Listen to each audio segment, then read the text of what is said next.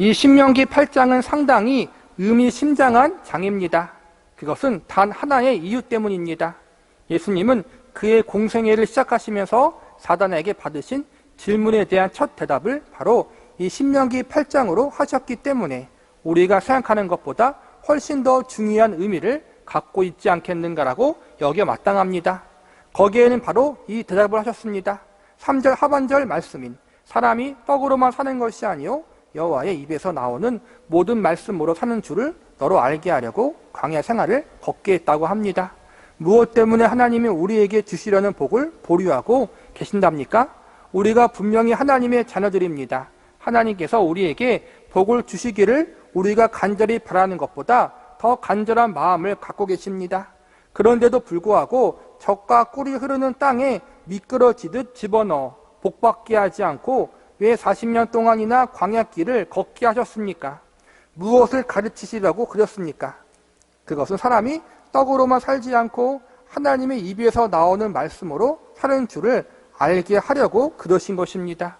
그러면 그것을 아는 것이 왜 중요합니까? 도대체 그것을 아는 것이 모르는 것과 뭐가 다르기 때문에 그토록 알게 하려고 애쓰시는 것일까요? 16절을 보십시오. 이렇게 말씀하십니다. 내 열조도 알지 못하던 만나를 광야에서 내게 먹이셨나니 이는 다 너를 낮추시며 너를 시험하사 마침내 내게 복을 주려고 광야길을 걷게 하셨다. 우리는 광야를 초반부에 살펴본 바와 같이 구원의 즉각성의 차원에서 보면 광야는 있어서는 안 됩니다. 그러나 과정성을 공부하면서 우리가 분명히 현실적 차원에서 이 과정을 통과해야만 하는 신자들이기 때문에 하나님께서 이 과정에서 무엇을 이루고 싶어 하시는지 알아두어야 합니다. 우리를 낮추시기 위해서이고 우리를 시험하기 위해서 한다는 사실입니다. 그러나 여기서의 시험한다는 말을 오해하면 안 됩니다. 여기서 시험한다는 말은 테스트라는 의미로 쓰이지 않습니다. 테스트라는 것은 합격이고 불합격이 있는 시험을 한다는 뜻입니다. 그러나 여기서 시험한다는 것은 리트머스를 지로 시험한다는 것과 같은 것입니다. 무엇을 알아내기 위한 것입니까? 산인지 알칼리인지 알아내려는 것입니다. 광야 생활을 통해서 하나님께서 이 백성이 내 말을 듣나 안 듣나를 알아보려고 광야 생활을 하게 하시거나 내 말을 줬나 안 줬나를 보려고 율법을 주는 것이 아닙니다. 이 강의는 어쩌면 지금까지 해온 어떤 공부보다 어려울 수 있습니다. 가면 갈수록 어려우니 문제는 문제입니다만 제가 늘 말씀드린 것 같이 이쪽에 들어와서 어렵지 않은 것이 없습니다. 왜냐하면 사람이 부활한다는 것은 IQ로 추적할 수 있는 문제가 아닙니다. 믿는 마음으로 들을 수밖에 없습니다. 그러나 이 문제를 우리가 다루려 할 때 제일 중요하게 기억해야 되는 것은 그럼 율법은 왜 주셨는가 하는 질문입니다. 그러니까 우리가 앞서 배운 성경 공부 말씀 중에는 1장, 2장, 3장까지 보면은 광야를 이야기할 때 좀 부정적으로 이야기했었어요. 우리가 배운 책의 제목이 구원의 즉각성과 점진성이잖아요. 즉각성은 칭의를 말하는 거예요. 우리의 신분, 예수님을 믿자마자 받는 구원. 하나님의 은혜로 예수님을 믿으면 바로 하나님의 자녀가 되잖아요. 그런데 성화는 안 그래요. 성화적인 부분에 대해서는 하나님의 자녀다운 삶을 살기 위해서는 시간이 필요해요. 그래서 앞선 부분에서는 좀 즉각성을 좀 많이 이야기했어요. 즉각성의 입장에서는 광야는 짧으면 짧을수록 좋아요. 그렇죠? 사실은 바로 가나안 땅으로 가는 게 좋아요. 그런 차원에서 배웠고 그냥 부정적인 부분. 사실은 이스라엘 백성들이 2년 안에 들어갈 수 있었거든요. 그것도 그 2년 중에서 거의 1년 가까이는 이제는 율법을 받는 시내산에서 기다리는 데 보냈어요. 그러니까는 1년도 안 걸리게 원래는 들어갈 수 있는 길이었는데 이스라엘 백성들이 범죄함으로 인해서 40년 동안 못 들어간 거잖아요. 그래서 구원의 즉각성의 입장에서는 광야는 부정적인 부분이에요. 그러나 구원의 점진성, 성화적인 부분에서는 광야가 긍정적인 부분이 있어요. 그러니까 인간의 죄 때문에 우리 인간이 연약하기 때문에 어쩔 수 없이 연단을 받아요. 연단 없이 우리가 살아가는 게 가장 이상적이에요.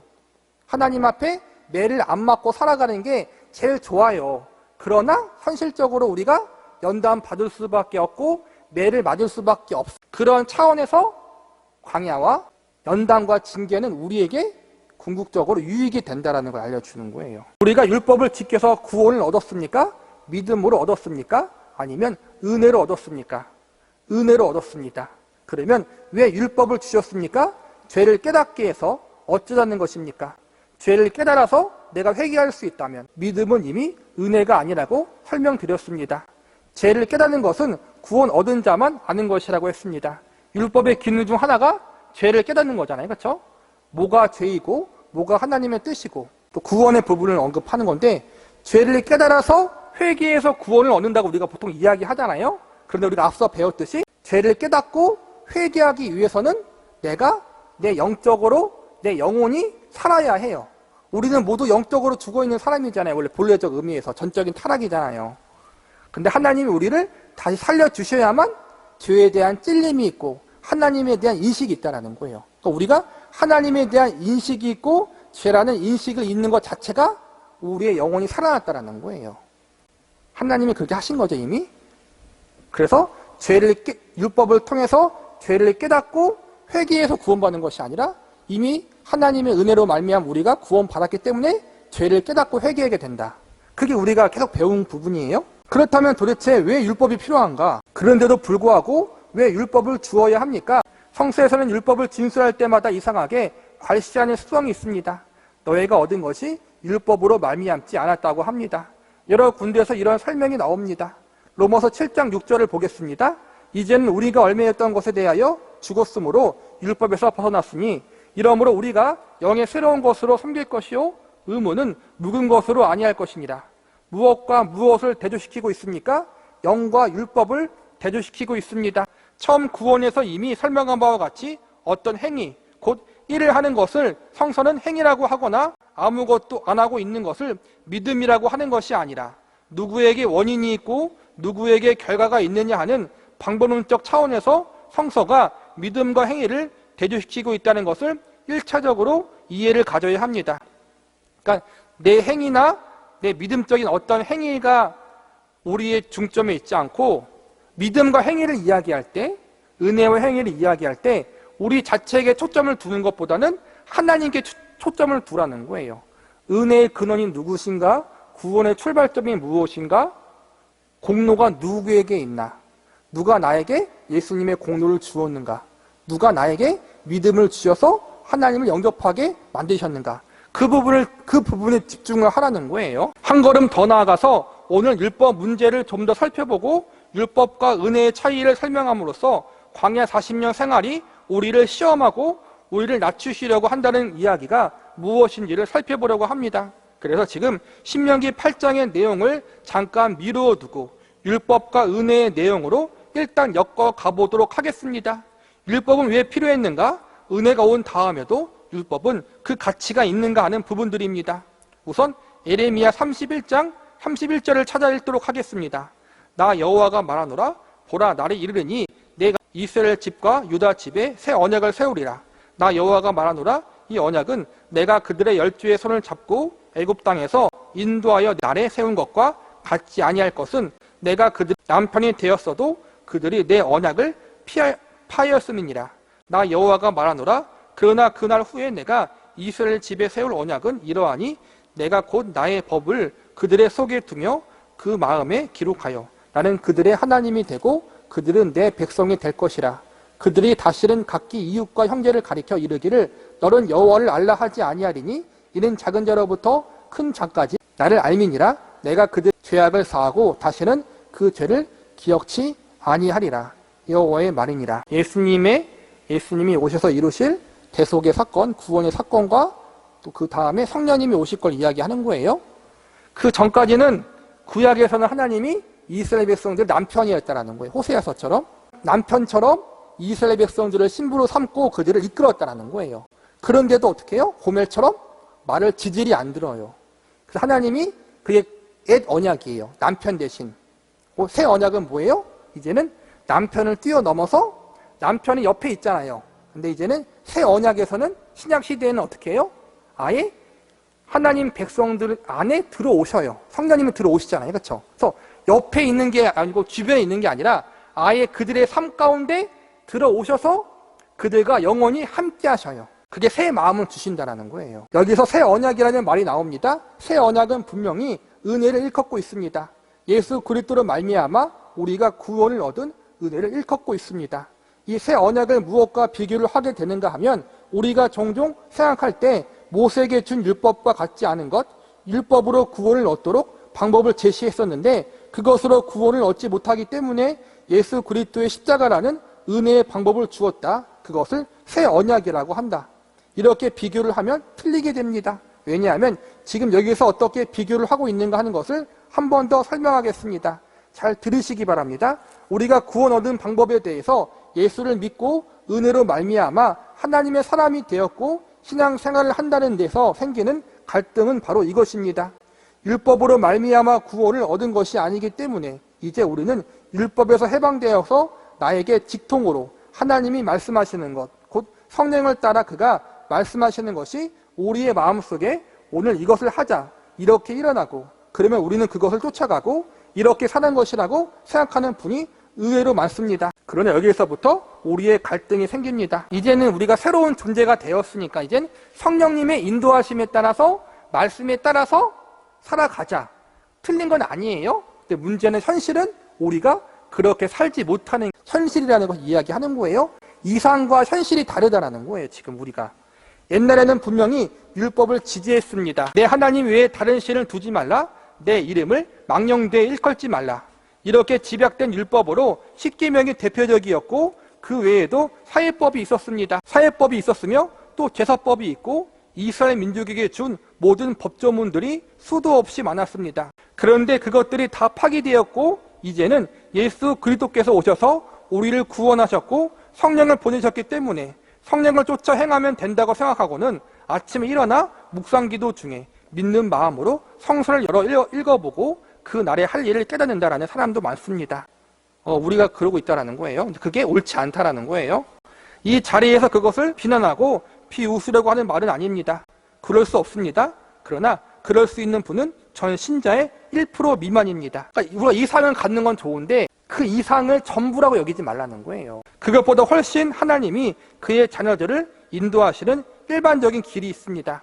너무 신비적으로 생각하지 말라는 거예요. 성령님 충만한 삶, 성령님의 인도하심을 받는 삶을 너무 신비하게 생각하지 말라는 거예요. 아까 말한 것처럼 아침에 일어나서 묵상하고 고요하게 하나님이 주시는 마음의 감동을 보며 또 말씀을 보면서 마음의 감동을 받아 그렇게 살아가자. 참 이상적인 말이지만 그렇게 사는 게 성령님을 쫓아 사는 건 아니라는 거예요. 또 그렇게 살기도 쉽지 않고 하나님은 그렇게 신비적인 방법이 아니라 일반적으로 우리를 인도하신다는 거예요. 하나님의 인도하심은 보편적인 방법이에요. 결론적으로 말씀이죠. 그렇죠? 말씀을 통해서. 율법이 있고 하나님 말씀이 구약의 모든 말씀이 율법이잖아요. 근데 자꾸 우리는 신약 성경에서 구원에 대해서 이야기할 때 율법을 좀 부정적으로 이야기한 거지 율법 자체가 부정적인 건 아니거든요. 그걸 지금 이야기하는 거예요. 그것보다 훨씬 하나님이 그의 자녀들을 인도하는 일반적인 길이 있습니다. 우리가 그것을 집어 던지고 있다는 사실을 알아야 합니다. 이것이 율법의 길입니다.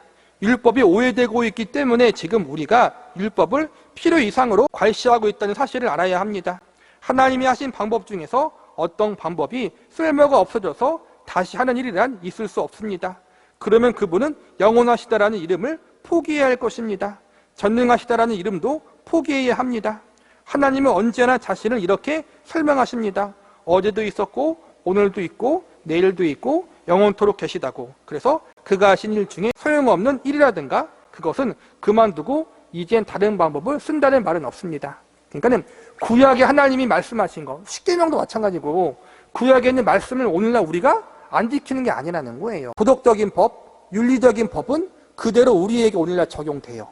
그러니까 한마디로 우리가 지키지 않아야 할 부분들은 제사법, 의식법, 형식법은 그대로 안 지키지만 대신 그 속에 담겨있는 의미는 우리가 배워야 하고 그 다음에 도덕적인 부분, 윤리적인 부분에 대해서는 우리가 그대로 적용한다는 거예요. 특별히 하나님 백성이 어떻게 하나님을 바르게 섬겨야 하는가에 대한 대전제는 여전히 변하지 않았다는 거예요. 그래서 율법의 기능이 세 가지예요.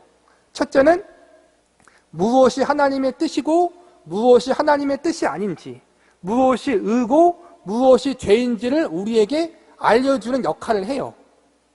두 번째는 뭐냐면은 하나님이 율법을 통해서 우리에게 뭐가 죄고 뭐가 죄가 아닌지 알려주는데 우리는 뭐예요?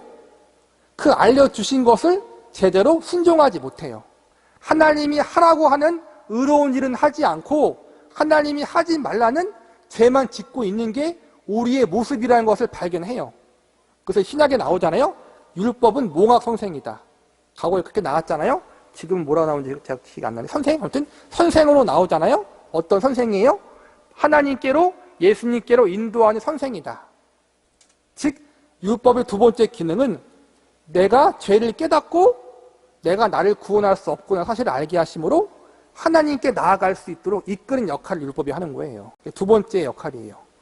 나의 연약성과 한계성과 죄악성을 깨닫고 예수님께 나아가도록 이끄는 게 율법의 두 번째 역할. 세 번째는 뭐냐면은 이제는 구원받은 하나님의 백성이 지켜야 할 규례가 되는 거예요.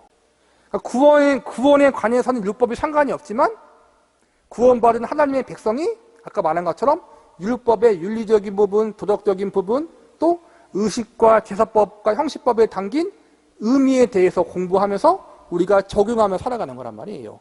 하나님의 백성이 구원받은 자로서 지켜야 할 규례, 그게 율법의 세 번째 기능이고 그걸 지금 이야기하는 거예요. 지금 에레미야 31장 31절 이하에 하시는 말씀에서 비교가 어떻게 되고 있는가 하면 새 언약으로 줄 것, 즉 예수 그리스도의 십자가, 복음의 은혜, 지금 우리가 알고 있는 기독교의 가장 골수를 이루고 있는 이 복음은 율법과 어느 부분에서 다른가 하면 율법을 치워버리고 대신 나온 것으로 다르지 않고 다음과 같은 이유에서 다르다는 것입니다.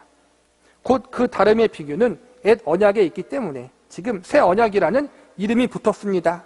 이것이 새 언약이라면 그 전에 있었던 언약이 있을 것입니다. 그것을 옛 언약이라고 하고 지금 내가 세울 새 언약과 어떻게 다른가 하면 그때 옛 언약은 내가 너희를 종되었던 애굽 땅에서 인도하여 낸 날에 세운 언약이라고 합니다. 곧 율법, 곧 십계명이나 모든 율법은 애굽에서 나온 다음에 시내 산에서 가서야 받은 것입니다.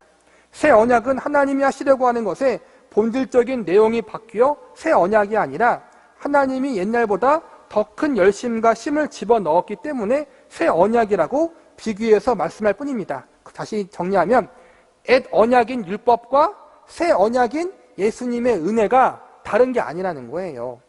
구원에 관해선 달라요. 그리고 신약에서 율법을 언급할 땐 대부분 구원과 관련해서는 율법이 쓸모가 없다고 이야기하는 거예요. 그러니까 오해하지 말라는 거예요. 구원에 관해서는 옛 언약인 율법이 더 이상 예수님 안에서 힘을 쓸 수 없다. 구원은 오직 예수님의 은혜로 얻게 되는 것이다.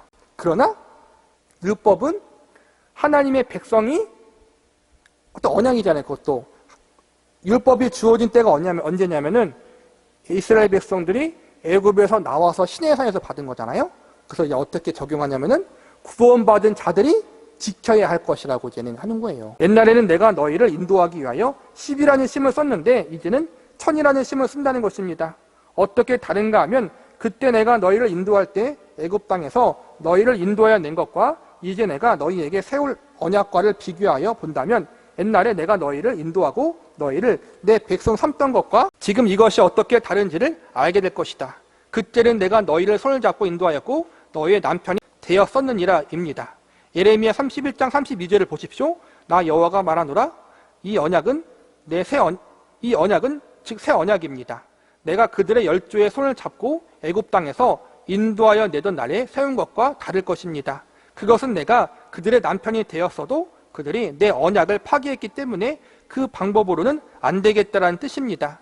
옛날에 하나님께서 우리를 인도하고 구원하기 위하여 쓰신 방법은 우리에게 남편이 되실 만큼 가깝게 하셨고 우리의 손을 잡아 끌어내는 방법으로 했는데도 안 되었다는 것입니다. 그래서 내가 세울 새 언약을 어떻게 할 것인가 하면 예레미야 31장 33절의 말씀에 이렇게 진술합니다. 나 여호와가 말하노라 그러나 그날 후에 내가 이스라엘 집에 세울 언약은 곧 내가 나의 법을 그들의 속에 두며 그 마음에 기록하여 나는 그들의 하나님이 되고 그들은 내 백성이 될 것이라. 예전의 방법은 옛 언약은 손을 잡고 남편이 되는 방법인데 그것으로 안 되어서 이번엔 마음속에다 내 법을 주고 내 말을 기록하는 방법을 쓰겠다는 것입니다. 방법이 변하는 것이지 언약의 내용은 변치 않습니다. 율법은 구원에 관해서는 쓸모가 없지만 하나님의 인도하심의 방법, 지금은 이제는 성령님이 우리 안에 두심으로 하나님이 우리를 인도하셨잖아요.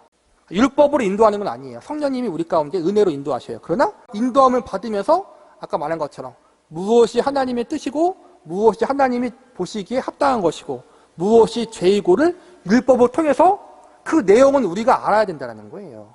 언약 자체는 바뀌는 것이 아니라 인도 방법이 바뀌었다는 거예요. 내용은 바뀌지 않았다는 거예요. 아까 말한 것처럼 다시 정리하자면은 율법은 구원에 관해서는 전혀 우리에게 쓸모가 없어요. 그러나 구원받은 하나님의 백성이 하나님의 뜻을 알고 하나님의 방법을 알고 무엇이 죄이고 뭐가 하나님의 의고 그런 부분들을 분별하고 알아가는데 반드시 필요하기 때문에 저와 여러분이 율법의 그 의미와 내용에 대해서는 우리가 지켜야 할 부분이라는 거예요. 아브라함부터 시작하여 하나님이 언약하신 약속이 변한 적이 없습니다. 바로 이 말씀, 나는 너희의 하나님이 되고 너희는 내 백성이 될 것이라. 아브라함에게도 야곱에게도 그리고 모세를 통하여 출애굽 사건을 일으키실 때에도 이스라엘 백성들에게 한 약속, 나는 너희의 하나님이 되고 너희는 내 백성이 될 것이라를 바꾸신 적이 없습니다. 그런데 무엇을 바꾸신다고 하십니까? 방법을 바꾸십니다. 그때는 남편이 되어서 손을 잡고 인도했는데도 말을 안 들은 것이 우리입니다. 그래서 우리를 하나님이 하나님 백성으로 삼고 우리에게 우리의 하나님이 되시기 위해서는 그것보다 더 강한 방법을 쓰실 수밖에 없는데 그것이 새 언약입니다. 그것은 마음속을 바꾸어 놓을 수밖에 없는 방법을 동원해야 하는 방법이라고 합니다. 율법은 무능했다고 생각하면 안 됩니다. 이 말씀을 로마서 7장 7절에서 그런즉 우리가 무슨 말 하리요? 율법이 죄냐? 그럴 수 없느니라. 율법으로 말미암지 않고는 내가 죄를 알지 못하였으니 곧 율법이 탐내지 말라 하지 아니하였다면 내가 탐심을 알지 못하였으리라. 바로 여기에 율법의 기능이 나옵니다. 하나님이 율법을 왜 주셨는가 하면 구원을 얻기 위한 방법으로 주신 것이 아니라 구원을 얻은 자들을 훈련시키는 도구로서 율법이 어떻게 쓰이는가가 나오는 것입니다. 로마서 7장 6절에서 이렇게 말씀하신 것을 우리가 앞서 보았습니다. 이제는 우리가 얽매였던 것에 대하여 죽었으므로 율법에서 벗어났으니 이러므로 우리가 영의 새로운 것으로 섬길 것이요 의문에 묵은 것으로 아니할지니라. 의문이라 무슨 뜻입니까? 의식할 때 의와 글월 문자입니다. 그러면 법조문으로 섬기지 않고 영으로 섬긴답니다. 그런데도 불구하고 이어지는 7절은 그런즉 우리가 무슨 말 하리요? 율법이 죄냐라고 강하게 묻습니다. 우리가 율법으로 구원을 얻는 것이 아니고 영으로 은혜로 구원 얻었으니까 율법은 이제 필요 없다. 율법은 우리에게 정죄감만 주는 것이다. 율법은 심판을 이루는 것이다. 그러니 율법은 나쁜 것이지 않는가? 그런데 아니라고 합니다. 율법이 탐내지 말라 아니하였다면 내가 탐심을 알지 못하였으리라. 여기서 모든 해석의 열쇠가 걸려 있습니다. 로마서 7장 7절의 말씀은 이것입니다. 그런데 우리가 무슨 말 하리요? 율법이 죄냐? 그럴 수 없느니라. 율법으로 말미암지 않고는 내가 죄를 알지 못하였으나 곧 율법이 탐내지 말라 하지 아니하였더라면 내가 탐심을 알지 못하였으리라. 그러니까 두 가지 양극단적인 모습을 조심하라 하는 거예요. 하나는 우리가 가장 쉽게 빠질 수 있는 율법주의, 율법을 통해서 구원을 자꾸만 얻으려고 하고 율법을 통해서 어떠한 것을 인정받으려고 하는 행위, 내 의를 만들려고 하는 행위가 율법주의거든요. 그거는 잘못된 거예요. 그런데 또 하나 잘못된 건 뭐냐면은 율법 폐기론자들, 율법주의가 문제지만 그래서 율법이 필요 없다라고 주장하는 사람들도 잘못됐다라는 거예요. 율법을 통하여 우리가 구원받는 건 아니지만, 율법을 통하여 우리가 의로워지는 것은 아니지만, 우리가 율법을 통하여 무엇이 하나님의 뜻이고 무엇이 하나님이 기뻐하는 것이고 무엇이 죄인가, 그걸 알 수 있다는 거예요. 율법의 기능이 첫 번째가 아까 말한 것처럼 무엇이 하나님의 뜻인지 아닌지를 분별할 수 있는 것을 우리에게 알려주고, 두 번째는 문제는 무엇이 하나님의 뜻이고 무엇이 잘못인지를 율법을 통해 알았는데 그걸 우리가 지킬 능력이 없다는 걸 깨닫고 예수님께 가는 거란 말이에요. 나는 죄인입니다. 나는 하나님 말씀을 온전히 지킬 수 없습니다. 그래서 예수님의 은혜가, 예수님의 보혈이 필요합니다. 그렇게 가게 만드는 역할. 세 번째는 구원받은 주의 백성들이, 성도들이 지켜야 할 규례. 도덕적으로 잘못되어 있는 것, 거짓말 하지 마라, 이웃의 것을 탐내지 마라, 탐심을 갖지 마라는 말씀을 하는 것이 아니라, 사도 바울의 이 진술은 우리의 마음에 있는 단순한 도덕적 차원에서 틀리지 않는 단순한 본능들, 본능이 몽땅 죄인가가 아니라 갈증이 일어나는 것 같이, 졸리면 졸음이 오는 것 같이 죄가 우리에게 본능이라는 뜻입니다. 마음으로부터 자연스럽게 나오는 것이 죄이더라는 것입니다. 그것이 율법이 죄라고 지적해 주지 않았던 것들, 우리는 그것이 자연스럽게 나오는 것이기 때문에 죄라고는 생각하지도 못할 뻔했다는 것입니다. 사도 바울이 깜짝 놀란 사건은 그가 가장 자연스럽게 마음속으로부터 가지고 있던 생각들이 다 죄로 가고 있더라는 것입니다. 인간의 본능에 대해서 하나님을 믿지 않는 일반 사람들, 철학자들은 인간은 선하다, 인간은 선하기 때문에 잘 가르치고 교육하면은 이제는 착하게 살아갈 수 있다, 그리고 나중에는 우리가 살고 있는 이 세상을 천국과도 만들 수 있다, 그렇게 아름답게 전쟁 없고 평화롭게, 그게 일반적인 인간들이 갖고 있는 생각이고, 우리 기독교인들은 아니죠, 그렇죠? 인간은 악하다, 가만히 놔두면 저절로 악하게 가고, 또 열심히 가르쳐도 악하게 간다, 그게 우리의 입장이거든요. 근데 이제는 사도 바울이 그걸 이야기하는 거예요. 내 자신도 보니까, 가만히 있다 보니까는 자연스럽게 하는 생각과 행동들이 하나님 보시기에 기뻐하지 않은 것이었다. 사도 바울조차도 그렇게 고백했다라는 거예요. 그래서 우리가 사람들에게 가서 전도할 때 제일 말이 안 되는 대목을 이렇게 지적하는 말을 하는 것입니다. 당신은 죄인입니다. 뭐 당신이 내가 죄 짓는 것을 보았어? 도대체 당신이 내 이름이라도 알기나 해? 내가 언제 죄 지었어? 그 사람에게는 이처럼 말도 안 되는 것은 없습니다. 그런 얘기가 있잖아요. 감옥에 가면은 감옥에 갇힌 사람들이 하는 말이 다 억울하다 하자. 다 억울하다. 나는 죄가 없다. 감옥에 갈 일을 안 했다. 그런데 이상하게 교회에만 오면은 모든 사람들이 다 죄인이라고 하나님 앞에 고백하잖아요. 그러니까는 참 그리스도인들이 중요한 게, 성도들이 중요한 게 그거예요. 나는 하나님 앞에 죄인인 걸 알아. 동시에 나는 죄인이지만 예수님 때문에 살 수 있다는 걸 아는 사람들이 우리예요. 그렇죠? 용서받은 죄인. 그게 가장 중요한 기독교의 교리란 말이에요.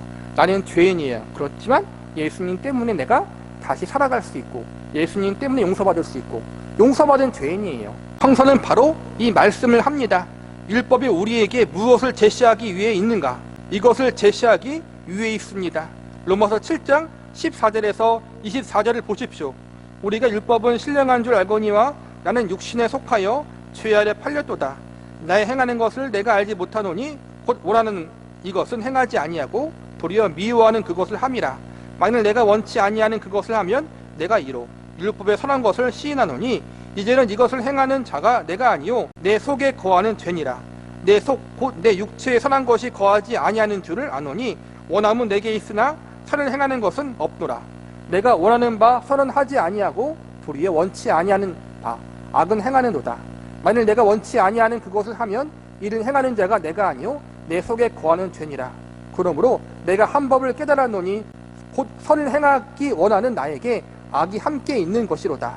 내 속사람으로는 하나님의 법을 즐거워하되 내 지체 속에 한 다른 법이 내 마음의 법과 싸워 내 지체 속에 있는 죄의 법 아래로 나를 사로잡아 오는 것을 보른도다. 오라 나는 공고한 사람이로다. 이 사망의 몸에서 누가 나를 건져내랴. 누구의 고백이에요? 사도 바울이에요. 그 유명한 사도 바울, 그 위대한 사도 바울이 이런 갈등을 겪고 있었다라는 거예요. 삶 가운데에서. 이거는 구원받기 이전이 아니에요. 구원받은 이유, 예수님을 만난 이유, 사도로서의 사명을 감당하면서 겪은 거란 말이에요. 모를 때는 몰라서 하나님 뜻대로 못 살았고, 지금은 아는데도 알면서도 하나님 뜻대로 온전히 살지 못하는 게 우리의 모습이에요. 그래서 어떤 고백이 나오는 거예요? 아, 나는 공고한 사람이로다. 이 사망의 몸에서 누가 나를 건져내랴. 그러니까 내가 나를 구원할 수 없다라는 거예요. 고백이. 누가 필요한 거예요? 예수님이 필요하고 예수님의 은혜를 의지할 수밖에 없다라는 거예요. 우리가 가만히 있으면 우리는 자연스럽게 죄 가운데 살아갈 수밖에 없는 거예요. 이게 솔직한 우리의 고백이잖아요. 그렇죠? 죄와 싸우기를 피 흘리기까지 싸워도 또 한순간에 넘어지는 게 우리예요. 아, 이 정도면 내가 됐다 했는데 갑자기 뭔가 훅 치고 와서 우리를 실망하게 하고 낙심하게 만들고 시험 들게 만들잖아요. 우리는 우리 자신 자체를 그대로 인정하고 하나님 앞에, 예수님 앞에 날마다 나가야 되는 거예요. 이 유명한 고백이 무슨 차원에서 기록되고 있는가를 알아야 합니다. 이 고백은 율법의 가치를 증명하기 위해서 있는 것입니다. 그러면 율법이 도대체 왜 등장하는 것입니까? 율법은 선합니다. 율법은 우리에게 제시할 것은 다 제시하고 있는데, 율법이 제시한 것이 우리가 율법을 좇아서 행동하는데도 불구하고 율법이 요구하는 결론이 나오지 않습니다. 그러면 왜 이 결론이 나오는지 모든 과정을 두들겨 보는 수밖에 없습니다. 율법 자체가 잘못되어서, 율법의 지시를 잘못해서 우리를 잘못된 것으로 끌고 가는 것인가 하는 것입니다. 다시 헤아리시기 바랍니다. 특히 말해서 아까 말한 것처럼 우리가 예수님을 믿지 않았을 때에는 몰라서 죄를 지었어요. 몰라서 죄 가운데 살았어요. 지금은 하나님이 뜻이 무엇인지, 하나님이 기뻐하는 게 무엇인지 알잖아요. 그런데 문제는 뭐예요? 아는데 지키지 못해요. 이게 우리의 딜레마예요. 모를 때는 몰라서 못 지켰고, 지금 알 때는 알아도 못 지켜요. 참 이게 우리 연약한 모습이라는 거예요. 물론 예수님을 믿지 않았을 때와 지금 비교하면 물론 죄를 덜 짓고 살죠, 우리가. 그래도 하나님의 뜻대로 살려고 노력하죠.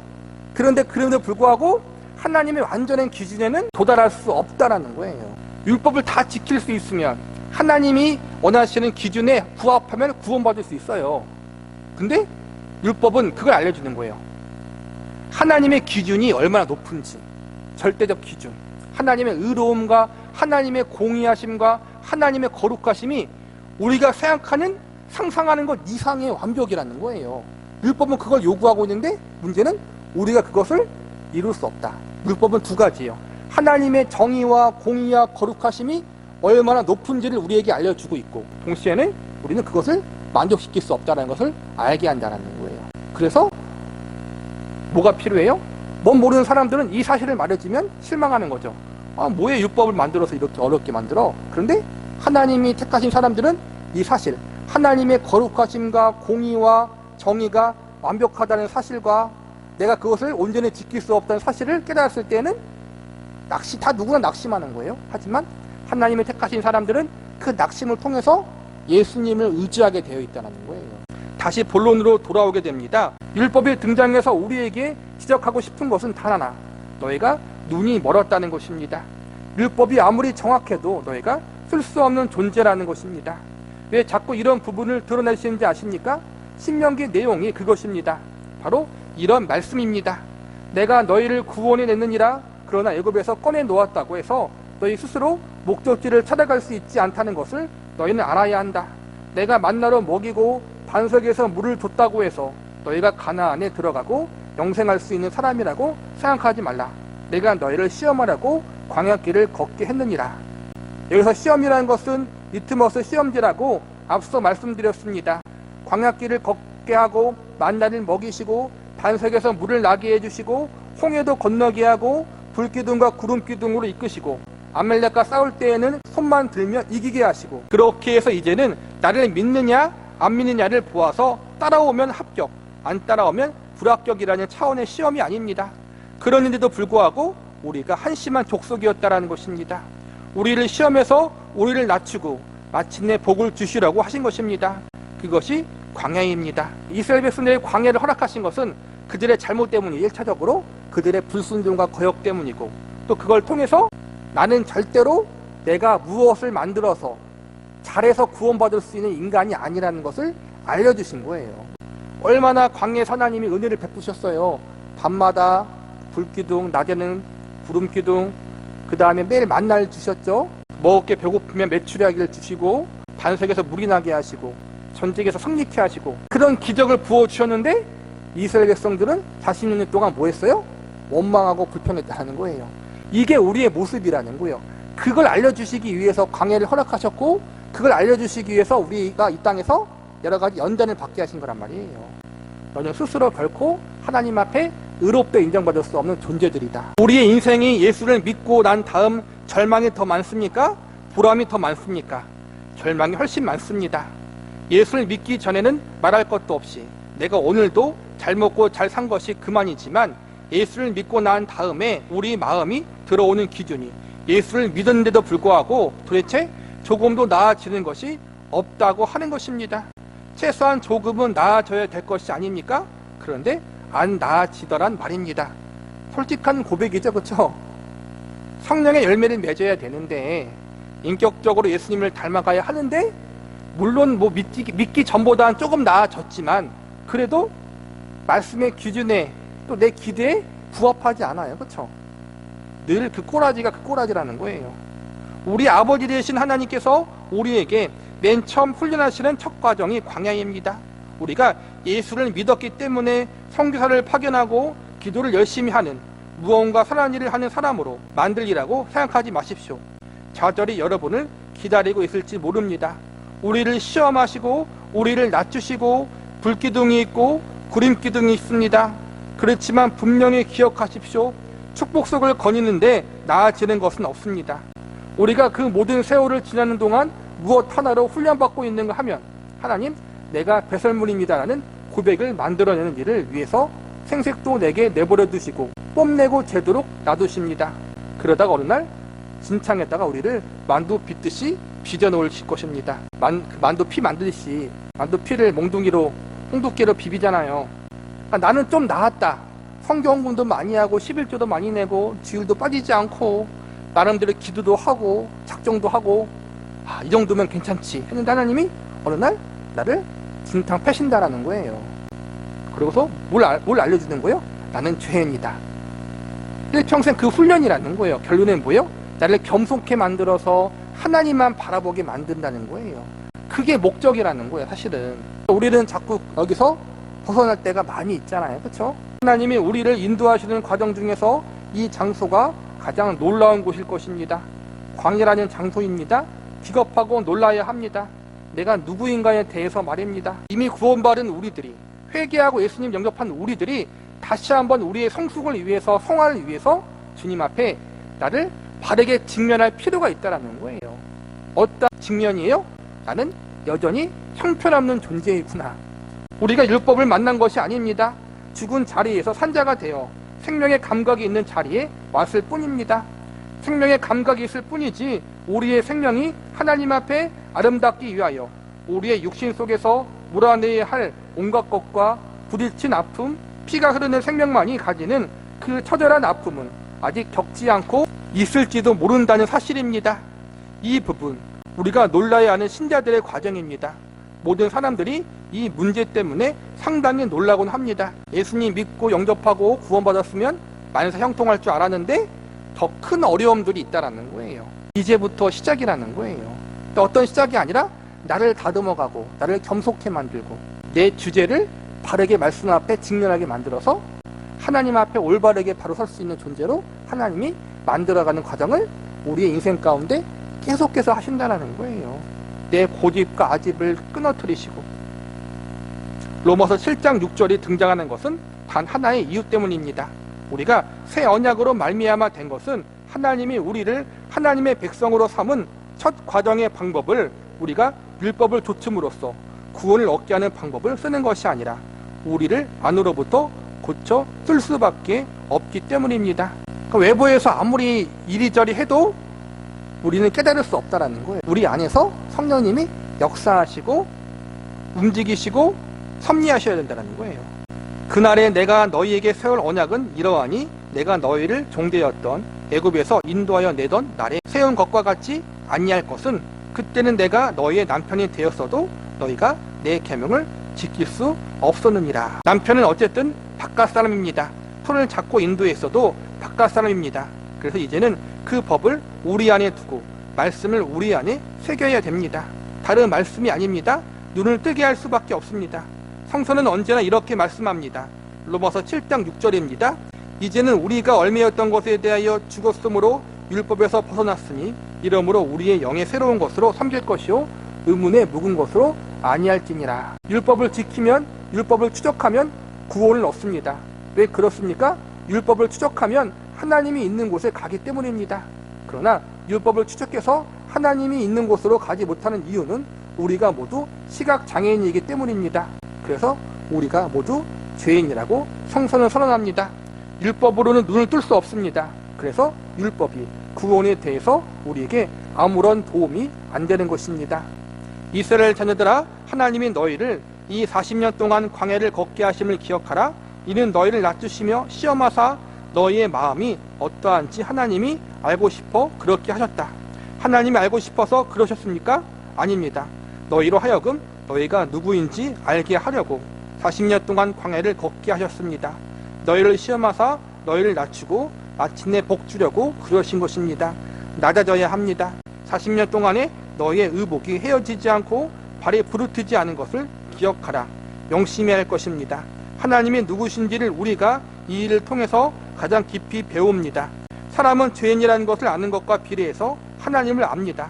죄를 인식하지 못하는 만큼 하나님을 인식하지 못합니다. 하나님은 좋으신 하나님만은 아닙니다. 선하신 하나님만은 아닙니다. 저는 요즘 한국교회가 기독교를 너무 아름답게 그리는 것에 다소 불만이 있는 사람입니다. 하나님을 그저 좋게 솜사탕같이 부풀려 놓지 마십시오. 죄를 기억하지 못하는 것만큼 은혜되지 못하는 일이 없기 때문입니다.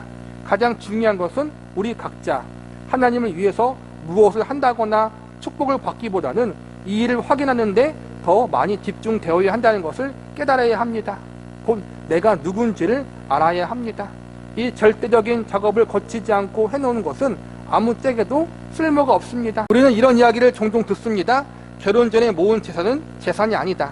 남자들은 총각 시절에 돈을 잘 모으지 않습니다. 그래서 밑빠진 독이라고 합니다. 그 돈을 모을 때만큼 그렇게 세밀하지도 않고 그렇게 계획적이지도 않습니다. 결혼을 하고 나서야 비로소 남자들은 사람이 되기도 하고 쓸만해지기도 하고 그렇습니다. 이유는 단 하나입니다. 하나님이 남자를 돕는 배필을 만드셔야 할 만큼 남자는 엉성한 존재이기 때문에 그렇습니다. 기독교에서는 율법의 필요성과 우리가 어떻게 구원을 얻었고 그것이 지적하는 바가 무엇인가 하는 이 부분에 대해서 인식이 얼마만큼 되느냐로 그는 가나안에 비로소 들어갈 수 있게 됩니다. 우리도 지금도 만나를 먹는 사람이고 반석의 생수 먹는 사람들입니다. 구원을 못 얻었다는 뜻이 아닙니다. 분명히 이것을 짚고 넘어가지 않으면 안 됩니다. 왜 하나님은 이 과정을 우리로 통과케 하시고 이에 대한 인식을 요구하는 것일까요? 여기에 기독교의 가장 중요한 메시지가 있습니다. 그것은 하나님께서 우리를 사랑하시기 때문이라는 메시지입니다. 하나님이 우리를 사랑하신다는 말의 뜻을 오늘 우리가 알아야 합니다. 우리는 하나님의 피조물이고 은혜로 긍휼로 대접하시는 그의 자녀입니다. 하나님과 우리 사이의 실로 말로 표현할 수 없는 사이입니다만 우리를 향하여 사랑이라는 단어를 쓰신다는 데에 대하여 저는 기겁하고 놀라곤 합니다.